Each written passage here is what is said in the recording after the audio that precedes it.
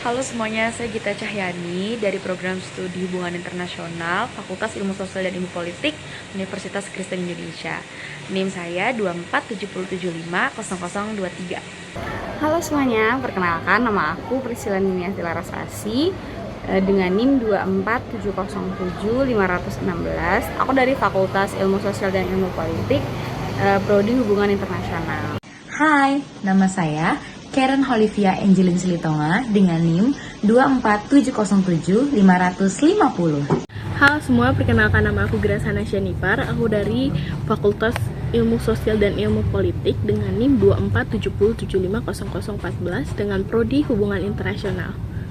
Pada kesempatan kali ini, saya dan teman-teman saya yaitu Laras, Karen, dan Grace akan menjelaskan mengenai salah satu kawasan yaitu Asia Tenggara yang sangat terkenal karena kemajemukannya dan juga populasinya yang cukup tinggi.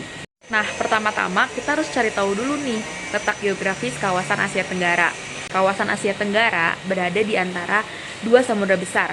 Yang pertama, Samudra Hindia di sebelah selatan dan barat, kemudian Samudra Pasifik di sebelah timur.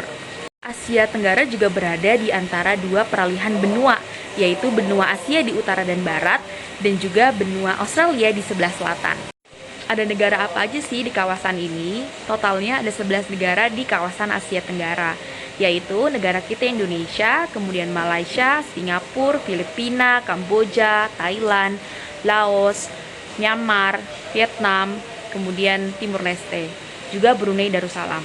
Nah, di kawasan Asia Tenggara ini secara demografi cukup padat karena menyumbang 8,5% populasi dunia atau diperkirakan sekitar 697 juta jiwa.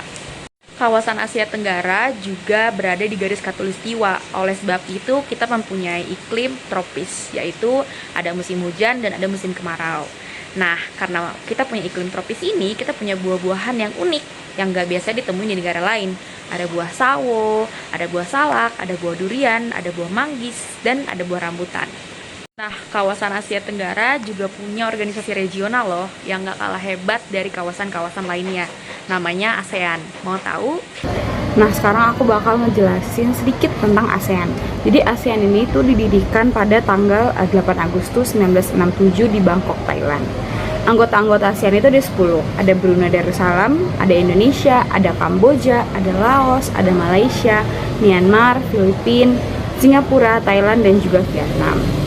Nah, tujuan utama dari ASEAN itu antara lain yaitu mempercepat pertumbuhan ekonomi pastinya, kemajuan sosial dan perkembangan kebudayaan di kawasan Asia Tenggara. Lalu meningkatkan perdamaian dan juga stabilitas regional dengan menghormati keadilan hukum.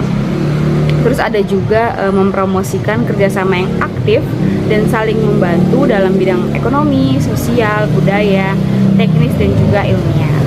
Juga memberikan bantuan pelatihan dan penelitian di bidang pendidikan, profesional, teknis, dan administrasi.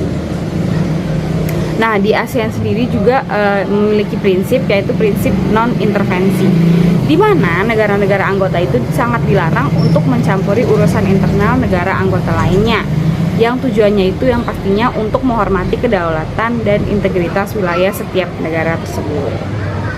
Nah, prinsip ini itu bisa teman-teman lihat di Piagam ASEAN dan juga Treaty of Amity and Cooperation in Southeast Asia di Chapter 1, Purpose and Principle, Article 2. Kali ini aku mau jelasin sedikit tentang karakteristik ekonomi negara-negara di Asia Tenggara. Nah, kalau kita lihat nih, sebagian besar negara di kawasan ini itu masih ngandelin sektor pertanian, perikanan, dan bahkan pariwisata. Misalnya ada Thailand dan Vietnam yang terkenal banget sebagai penghasil beras. Sementara Indonesia sendiri dan Filipina punya potensi besar di sektor perikanan karena wilayah lautnya yang luas banget. Selain itu, banyak negara di Asia Tenggara juga yang hidup dari pariwisata. Contohnya ada Bali di Indonesia, Bangkok di Thailand, dan Kuala Lumpur di Malaysia yang tiap tahunnya ramai banget dikunjungi wisatawan dari seluruh dunia.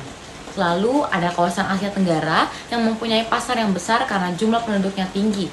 Misalnya ada Indonesia yang udah lebih dari 270 juta penduduk dan jadi potensi ekonominya besar banget, apalagi buat industri dan perdagangan.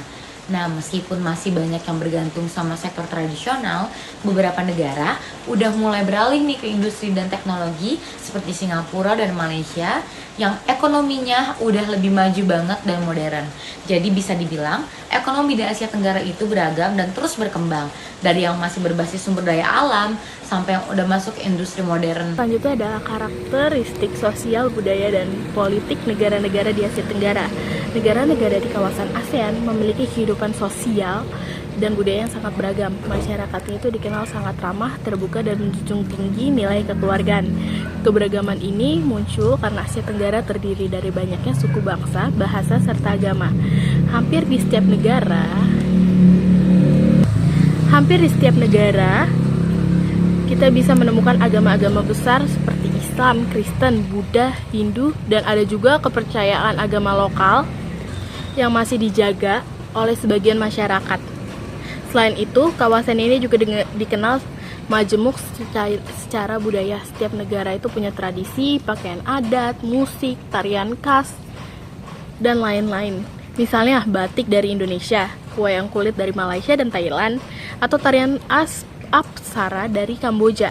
Walaupun negara berbeda-beda, masyarakat di Asia Tenggara atau ASEAN tetap punya kesamaan nilai seperti gotong royong, rasa hormat kepada orang tua, dan kebersamaan dalam komunitas. Dari sisi politik, negara-negara ASEAN juga memiliki sistem pemerintahan yang berbeda. Sebagian bentuk republik seperti Indonesia, Vietnam, dan Filipina. Sementara lainnya itu berbentuk seperti monarki, seperti Thailand yang merupakan monarki konstitusional, atau Brunei Darussalam yang menganut monarki absolut, di mana seluruh kekuasaan dipegang oleh sultan. Perbedaan sistem politik ini menunjukkan betapa beragamnya latar belakang sejarah dan budaya di kawasan Asia Tenggara. Namun, semuanya tetap berusaha menjaga stabilitas dan kerjasama melalui wadah seperti ASEAN, organisasi internasional.